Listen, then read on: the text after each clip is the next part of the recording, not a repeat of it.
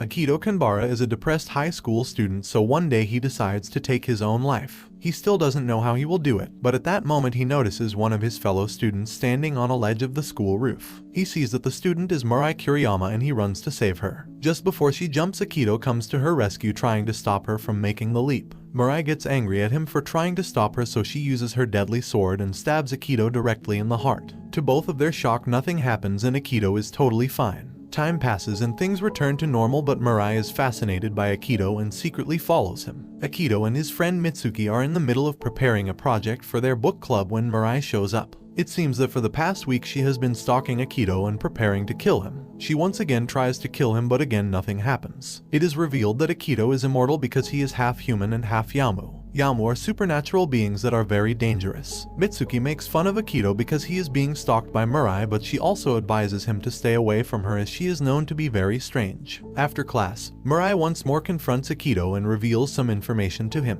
Mirai is part of an ancient clan called Kuriyama, and people of that clan are able to create weapons from their own blood. Mirai is the only surviving member of the Kuriyama clan. She then once more chases after Akito to attack him, and their chase takes them to a nearby classroom where suddenly a Yamu creature crashes through the window. They both get scared, but at that moment, Shizuku Ninomiya, who is a famous spirit world warrior, shows up and deals with the Yamu. Shizuku goes after the Yamu and chases it out of the school. Afterwards, Mirai and Akito go to dinner, and there Mirai learns that she has been using Akito as practice for her battle training. Elsewhere, Shizuku manages to kill the Yamu and takes a mysterious stone from its core. The next day at school, Akito once more talks to Mirai and learns that she had been attacked by a Yamu at her house. Mirai also reveals that she hates her abilities and doesn't like killing. Finally understanding her, Akito decides to help her get rid of the Yamu that is haunting her house, and so the two of them go to her house and fight. While fighting the Yamu, Mirai takes the battle outside her house. She chases the Yamu to a playground, and there they have a ferocious battle. Mirai finally manages to wound the Yamu, hitting it near its eye.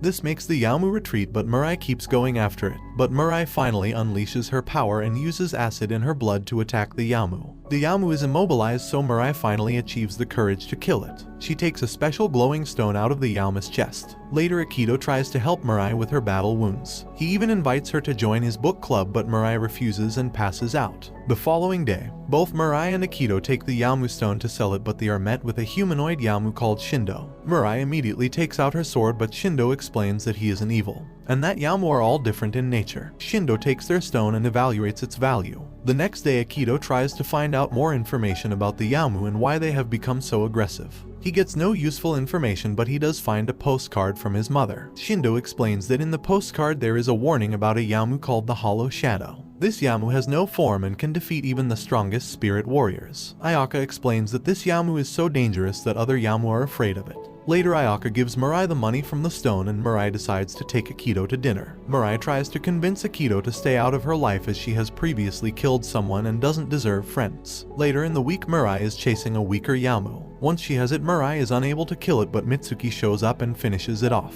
He gives her the stone from the Yamu, but Mirai refuses to take it. Elsewhere at the Spirit World Warrior Department, Miroku and Izumi discuss the upcoming threat of the Hollow Shadow. Meanwhile at school, Akito tries once more to get Mirai to join his book club, but she refuses again. Mitsuki gives Akito information about Mirai and her connection to the Inami clan. It is also revealed that Mira plans going after the Hollow Shadow alone. Later in the day, the Hollow Shadow appears in the city and all the Yamu start getting aggressive. The moon also changes its color to a creepy purple glow. Akito tries to stop Mirai from going after the Hollow Shadow, but Mirai explains that she killed her best friend Yui when she got possessed by the Hollow Shadow. This is personal to Mirai and nothing will stop her quest for revenge. Meanwhile, Spirit World Warriors set up special barriers so that the Hollow Shadow leaves the city. Mirai follows the Hollow Shadow, reaching the edge of the city. She prepares for the upcoming battle, but suddenly Sakura Inami lunges at her. The two start fighting and the Hollow Shadow transports them to another part of the city.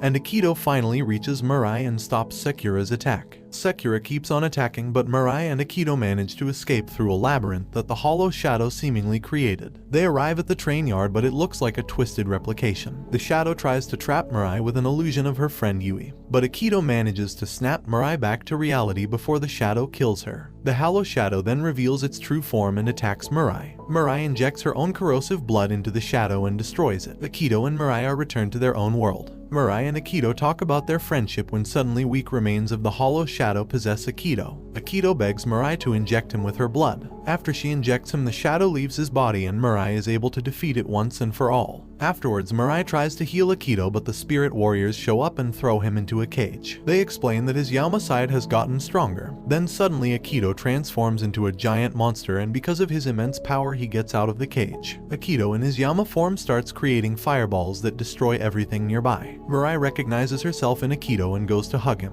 After a short while, this calms down Akito and he returns back to his human form. Akito begins apologizing for all the destruction, and because of his apology Mirai starts to get emotional, and Miroku reports back to the Spirit Society about what had happened. After some time Mirai and Akito go to dinner together, and Mirai notices that Akito has not changed at all and is still her friend. Elsewhere, Izumi finds the hollow spirit stone and gives it to a mysterious man. After being convinced by Akito, Mirai finally accepts and joins his book club. Izumi also suspends Mirai's license as a spirit world warrior because she didn't listen to a direct order and went after the hollow spirit on her own. Mitsuki then comes up with a plan to take Mirai with her to a part-time job. Mirai talks with Mitsuki about her relationship with Akito. However, their conversation is interrupted when they notice that a Yamu has possessed a person in the street. The two of them go after the Yamu. After they catch it, Mirai fights the dangerous Yamu and manages to kill it. Shizuku takes both of the girls to a barbecue lunch as a way of thanking them. Later in the day, Mitsuki and Mirai visit Ayaka and find a part-time job. While working, they talk about Akito and his depressive state after transforming into that monstrous Yamu. Mitsuki tries to get Mirai to go to a special festival, but she refuses. After a couple of hours, Mitsuki manages to convince Mirai to go. At night, they go to the festival and there they run into Akito and Hirumi. Afterwards, we see Izumi meet with Mirai in the woods. After some time passes, Mirai finally gets back her license to be a spirit warrior. When she finds out that a special type of Yamu resides on the school roof, she goes after it. Akito runs after Mirai but arrives too late to stop the Yamu from throwing a toxic liquid all over Mirai. Shindo explains to Mirai that this specific Yamu is vulnerable to human girls.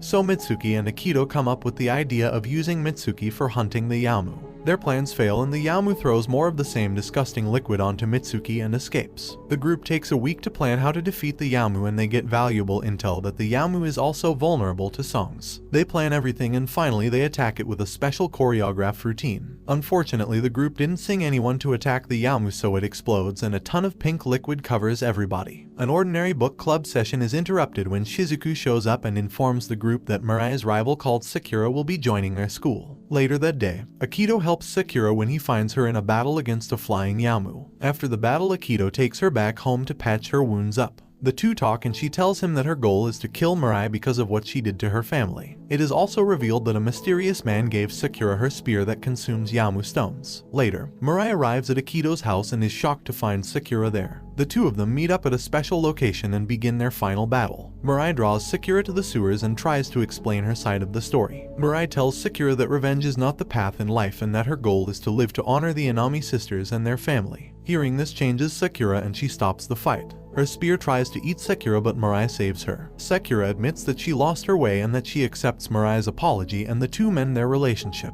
Izumi and Mitsuki witness the start of a special occurrence called the Calm. This force spreads throughout the city and it is the first stage of something known as Beyond the Boundary. Shindo and Ayaka explain that during the Calm every Yamu becomes weak and this could cause Akito to lose his immortality during the event. It is also revealed that Beyond the Boundary is actually a special Yamu that is beyond powerful. Miroku tells the group that during a special investigation of the Nace family it was revealed that Izumu saved Mirai from being killed by the Inami clan after Yui's death. Akito wakes up while on his train ride home, but Izumi shows up and puts him to sleep. Ayaka decides to watch over Akito while at the shop because he is affected by the Calm. At precisely midnight the Calm begins and the spirit warriors start killing any Yamu they find. Izumi and Shizuku lead the charge and kill many Yamu as they are now vulnerable. Hirumi and Mitsuki continue their investigation regarding the conflict between the Spirit Society and their own clan. Miroku goes to Ayaka's shop and decides to capture Akito and give him to the society. Ayaka uses her Yamu form and attacks Miroku, but Izumi shows up and stops their battle. Mirai runs towards the shop to help Akito, but his Yamu form has awakened. When she arrives at the shop, Mirai discovers that Akito has transformed into his Yamu form. Hiromi and Mitsuki fight a giant Yamu and Izuki goes into battle against Miroku. But after a short conflict, Miroku escapes. Izumi returns to the shop and attacks Akito in his form, but Akito manages to escape too. Hirumi and Mitsuki finally manage to defeat the giant Yamu and go to Akito's apartment. It is revealed that the calm has affected Akito's human side and made it weaker. The group goes into the woods to track down Akito. Izumi tells Mirai that because of the calm, Akito is no longer immortal and she can finally kill him. Izumi explains that after the calm, Akito's Yamu side will most likely take over completely. Mitsuki and Hirumi start to suspect that Izumi is keeping things from them and has ulterior motives. When they confront Izumi, they are warned about the society. Hirumi tries to talk to Mirai and explain that killing Akito might not be the best choice. Hirumi then goes to the Nace family archives and there he discovers something unbelievable. He realizes that Akito's Yamu side is actually the one called Beyond the Boundary. At that moment, Miroku steals the hollow shadow stone from the Nace vault and Mirai finally manages to track down Akito, finding him in a part of the forest that is deserted. Mirai uses all her strength and goes into battle against Akito in his Yamu form. She finally manages to land a killing blow. Mirai is heartbroken and with tears in her eyes she rushes at Akito to finish the battle. After some time, Akito wakes up and he goes back to his apartment. He realizes that Mirai has been watching over him after his Yamu transformation. Mirai and Akito go to their book club like usual, but there it is revealed that Mirai exists in Akito through her blood. Everything that is happening right now is a dream and Akito is actually still not awake after his battle with Mirai. She also explains that her real mission was always to kill the Beyond the Boundary Yamu, but after getting to know Akito she couldn't bear to harm him. Mirai used her blood to draw the Yamu out of Akito and into herself, and after the process was completed she disappeared. Before saying goodbye for the final time, Mirai kisses Akito. The dream then ends and Akito wakes up shocked and saddened as he can't believe that Mirai is gone. 6 months before all of the events happened, it is revealed that Izumi summoned Mirai to the city and brought her to the Nace family. There, the family gave Mirai the order to kill the Beyond the Boundary Yamu. The Nace family wanted Mirai to do this before the Spirit Warriors Society could get to Akito first. It is revealed that from the start Mirai was after Akito. She transferred to his school and her only mission was to kill him. But Mirai grew closer to Akito and started to spend time with him. Izumi warned her to keep her emotions away from the mission. However, as time went on, Mirai started to connect to Akito and understand him and their relationship grew stronger. Izumi was the one who then manipulated Mirai into thinking that the only way to save Akito is to sacrifice herself. And Izumi also unleashed Akito's Yamu form during the calm. Mirai wakes up in a snowy place called Mirror World and moves towards the core of Beyond the Boundary. Akito woke up after being in a coma for 3 months. Hirumi and Mitsuki inform him that he has been separated from his Yamu form, and it is revealed that Mirai sacrificed her own life to make the separation happen. Akito tries to speak to Izumi about Mirai, but Hirumi explains that it is no use. Suddenly, Izumi shows up and explains that she was the one behind Mirai using her cursed blood and sacrificing herself. Later in the day, Akito opens up one of the last emails that Mirai sent to him. In the email, she explains that she was able to accept herself because of him. Miroku theorizes that Beyond the Boundary used its weakened powers and transported itself and Mirai into another dimension. It is also revealed that Beyond the Boundary is now absorbing the supernatural energy from the real world to become even stronger. Miroku, using the special spear, reveals that Beyond the Boundary is now a black sphere that is hovering above the city. These giant creatures now start to absorb all the Yamu that live in the city. The whole city goes into panic and Akito learns that Mirai is still alive and fighting Beyond the Boundary. Akito then uses the stone from Beyond the Boundary and regains some of his powers and goes into the black sphere, where he winds Mirai fighting her battle with Beyond the Boundary. Akito finally reunites with Mirai and the two make their way to the core of the monstrous Yamu. Akito uses his Yamu powers to fight off Beyond the Boundary, who is now sending lethal attacks after him and Mirai. Meanwhile, Sakura, Hirumi, Mitsuki, and Izumu all confront Miroku. Miroku then unleashes a giant barrier and traps himself and Izumu inside it. Inside the black sphere in the sky, Mirai and Akito finally reach the core of Beyond the Boundary, where Mirai uses her sword and stabs the heart of the giant Yamu. Back on Earth, it is revealed that both Izumi and Miroku have Yamu inside themselves and Izumi is hiding her true identity. Izumi later stabs and kills Miroku. Akito and Mirai face off a giant army of Yamu. As the battle rages on, Beyond the Boundary finally reveals its true form and Akito fights it with all his powers. He manages to destroy it and absorb it into his body. The mirror world starts to disappear and so does Mirai. Akito and Mirai share a beautiful goodbye and she disappears. As time passes, the world returns back to normal. Hirumi has taken over the Nace clan and Akito thinks about Mirai all the time. One day Akito goes to the school roof and Mirai appears once more, and the two are happy to be together even if it just for one last time. And this brings the anime to an end. Don't forget to like and subscribe if you enjoyed, and turn on the notification bell so you never miss out on another video. Until next time, take care.